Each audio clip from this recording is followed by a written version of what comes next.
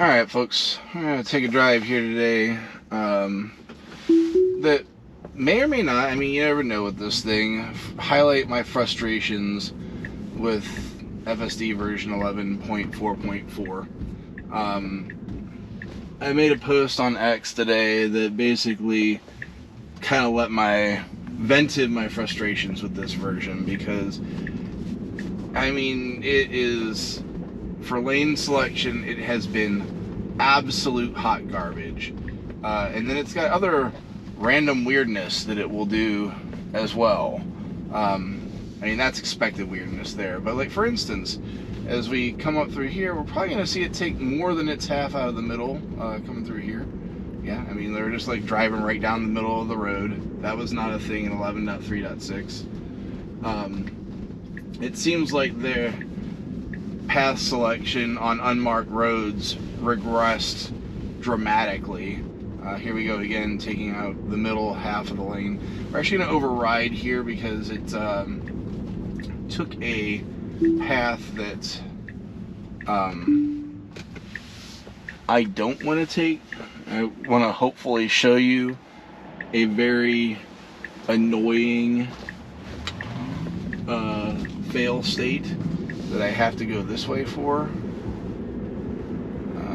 So let's see if we can get there. Right now it's not turning on the road that I wanted to. It's not even a road, actually. Alright, there we go. Alright, so in 1.2 miles, we're supposed to make a right-hand turn. The last 3 times I have been on FSD going through this, it needs to make a right on this road up here, and it's a 2-lane with a turning lane in the 3rd lane on the left, and this thing literally gets in the left turn lane when it needs to be turning right. Literally says up here, changing lanes to follow route, getting to that left turn lane when it should be turning right. So we're going to see if it does it again. Now, you know, what is that? Here we are slowing down for no reason. The law of observation, I think, or no, I can't remember. Basically, it's the theory that states just because the act of observing something will change the results. So hopefully that's not what happens here, but we should immediately get to the right here. That's what we're supposed to do, and it used to do, but we're not. We should be getting in that right lane like now. It used to do that. The light, not this light, but the next light is where we need to turn right. Let's see what it does. You see it trying to go over, but no, it didn't do it that time. It thought it was going to try. We're still okay. We are going to get over. But the fact that it even thought that it should go to the left lane is crazy. Like, why did it ever even remotely try to select the left lane, the turn lane, for when we need to turn a right? I'm going to override here because this is a known path problem up here where this lane ends, and it'll just stay in it. Again, something that used to not be a problem in 11.3.6, but has become a problem in 11.4.4. By the way, y'all tell me if this is something. I passed a Tesla this morning that made a T sign at me on my way by it. I didn't know we were doing that. I didn't know that was a thing. I used to wave to a lot of Tesla folks when I would see them, and then nobody ever waved back at me, so I stopped. But yeah, is the Tesla T thing a thing when you pass another Tesla, or is that just something that random person was doing this morning?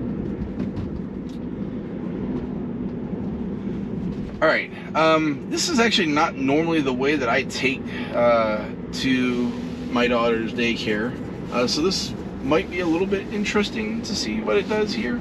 I am expecting I know what route it's going to take now as a result. Sorry, I have my phone card up there instead of having the nice clean screen there. Yeah, so here's another weird thing coming up here. I got people behind me, so I'm not going to be able to let it really do this. Coming up here, we're going to have a slight turn to the left, and consistently in 11.4.4, for unknown reasons known only to the car, it'll just start slowing down. And earlier today, it actually got down. This is a 45 that goes down to a 40. It actually got down to like 25. And you could see the chevron saying that it was supposed to stop. And here we go, slowing down, all right, because we had the speed limit. This is where it gets weird. And chevrons, yeah, we're making a hard stop here.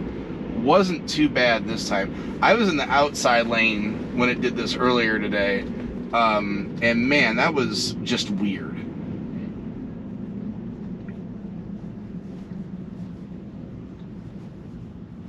Maybe I just need to talk about it on camera and it'll figure itself out. Maybe it just knows. Again, the act of observation changes the results. Maybe I just need to record every drive that I'm ever on. Actually, I have the footage, because unfortunately my wife called me in the middle of that last drive. I was not on the phone with her then, but I do have the footage of that weirdness where it slowed down. I will post that clip after I post this full drive later today. But yeah, I've kind of come to the conclusion, because like I said on X, I'm like, I don't even want to have full self-driving for me. Like the lane selection is such garbage that, like, right now we're traveling in the left lane, and there's no reason for us to be in the left lane. I am just pissing off the person behind me. Why we're not in the right lane, I don't know. I'm gonna move over myself so I stop pissing off the person behind me, because there's literally no reason to be. We're gonna go 2.2 miles until we have to take a fork, but actually both lanes turn left, so there's no reason to be in the left lane. And then if it takes the route that I am assuming it's going to take based on the turn that it's making there, we'll need to make a right eventually anyhow, which last time I did this, it was in the left lane, it like switched itself to the left lane saying it needed to follow the route, which again is like my most aggravating thing with this, right? This is how bad it is with the route selection stuff. I don't even care when the car tries to turn in front of somebody and I need to take over to avoid it causing an accident. That doesn't happen nearly as much as the terrible route selection pissing people off behind me that I have to override and fix. So I've been on 11.4.4 probably a month, I'm guessing. I'll have to go look at my Tesla Scope history to double check for sure. But this has not been a good experience in the 11.4 branch for me. I am hoping that somehow the folks at Tesla on high take pity upon me and decide that I should have the 11.4.7.2 release, because I saw folks complaining about this, but as we all know, like the stuff that I'm complaining about with this right now, but as we all know, this thing behaves differently depending on where you're driving it and what the driving conditions are, and seemingly how well it knows the area. I see Teslas. I mean, we saw two just in this video already. I see Teslas all the time around here. Maybe not too many that have FSD. I don't know. But results around here are not great. Anytime this car has to make a decision, I mean, I used to say it was a coin flip on, like, when it would make, unprotected turns or whatever. But now it's like any time the car has to make a decision at all, it's like a coin flip on whether it does it right.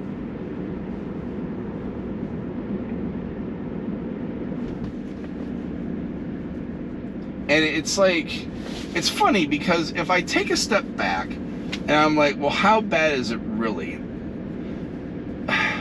It's like a death by 1,000 cuts.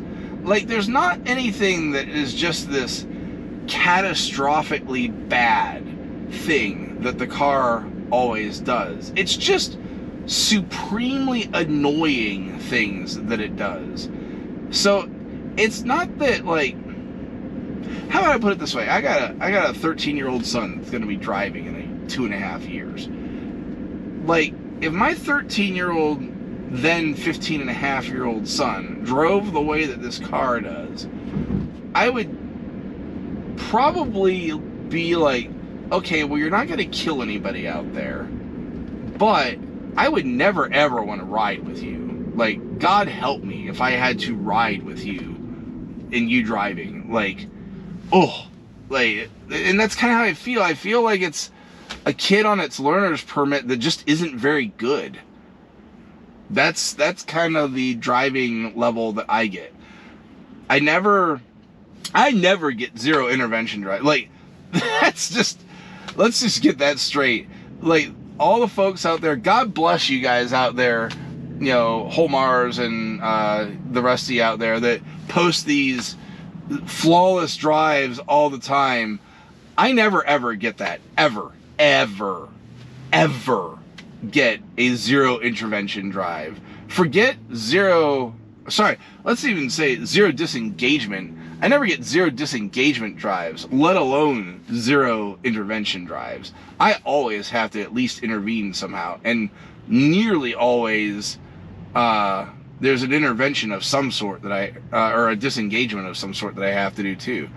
Now, that being said, the route that I normally take, I normally have to disengage because the car wants to change lanes into a lane that will end. You guys don't get to see that on this drive, but like consistently, every single time when I have to hit 12th Street on the route to go to get my daughter, there's a spot where it goes from 2 lanes to 4 lanes, and it will try to go to the right lane every single time, even though in about 500 feet after it does that, that lane just ends again. The only purpose of that lane is to make a right turn onto the cross street, or for people from the cross street to get on too and then immediately merge.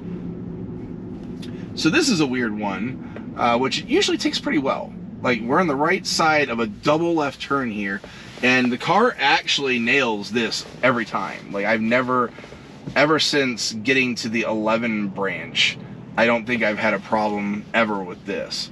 Which, again, here we are, a really complex, weird thing that you do not see very often, and the car nails that. But really simple, kind of everyday stuff, it will fail at and really annoy you. That sums up FSD in a nutshell for me in this location. Alright, so in less than a mile we're going to make a right, and the last time I was on this road needing this exact turn, it tried to turn to the left, or get in the left lane, saying it needed to do so to follow the route. Let's see if it makes a fool out of me, or, alright, we're slowing down for no reason. If it makes a fool out of me, or it actually behaves this time.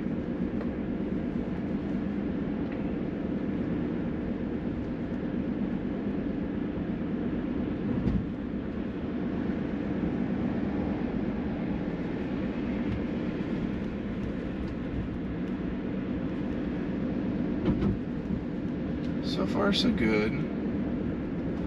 Alright, not this light, but the next light, as that car just jumps in front, or that truck just jumps in front of us with no signal. The next light is where I need my right.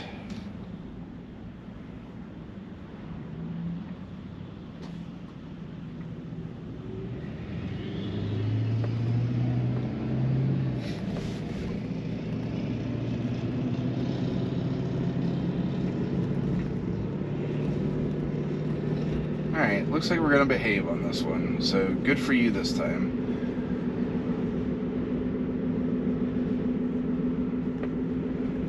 And this, hopefully, then will be pretty boring. Actually, no, there will be one very interesting spot because of the route that it's taking here. As there is a left and then an almost immediate right that it's going to need to make. And that right turn it is awful at, even if it doesn't have to make it immediately. And I don't understand why exactly it's so awful at it. It makes no sense why it's that awful.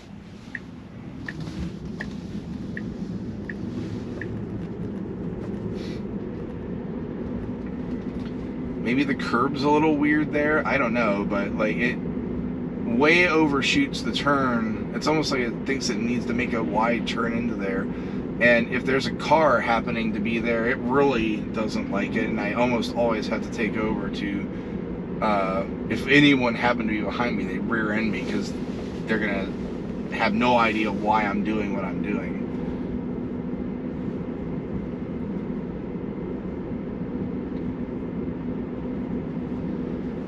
So I think right now this this route or this video, when it gets posted, is going to be entitled "The One in Which I Complain," because literally, of course, everything that I'm complaining about, the car decided not to do this time. I did at least get to capture and show you where it thought about turning left. Again, why? Why did you ever think you should get in that left lane when you need to turn right in like 200 feet at that point or something like that? And then the lane selection problem on this one. It's funny because I'm literally one block over from my other lane selection problem that consistently presents itself. So you're kind of on one of my alternate routes right now that I don't normally take. But I wanted to try and show that just baffling lane selection of left turn versus right turn.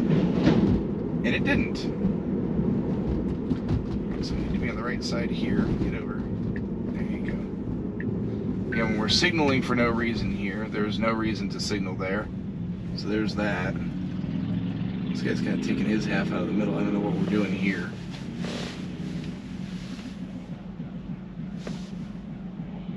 Oh, he's kind of rocking out over there. You go. He's bopping along. Hopefully he doesn't think he's going straight here. I didn't see a signal on him, and he's kind of like on the white of the lane divider here. We'll see. Alright, good, he turned.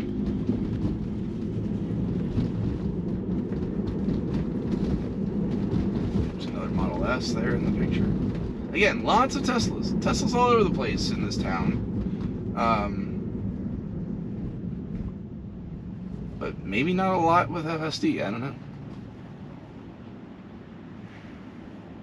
So this road is interesting because there's always a lot of cars parked along the sides, even though it's a pretty busy street actually. But the car in the past, I don't know that I've actually driven this on 11.4.4. Cars always handle this well, so let's see what we get. It's doing a good job. The one thing that I have noticed with this car is that, or with this version I should say, is that when you do have the cars on the side, like sometimes if there's a break but you can see the other one's coming, it'll kind of drift back to the middle, and it really shouldn't. Here, this is fine because there's no cars on the side right now, but we're going to have some more here. We're going to have, I think, 2 stop signs up here that we're going to get through, and then we'll have the light where I need to make a left and then a very quick right.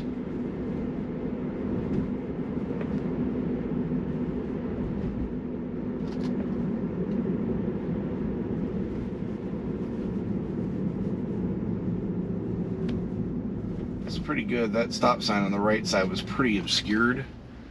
Okay, so we're going to make our stop. It's our turn. Why are we creeping forward for visibility? Let's just go. So I did get on the accelerator there because there was someone behind me that will wonder why I am taking so long to decide to go at a stop sign that is clearly clear.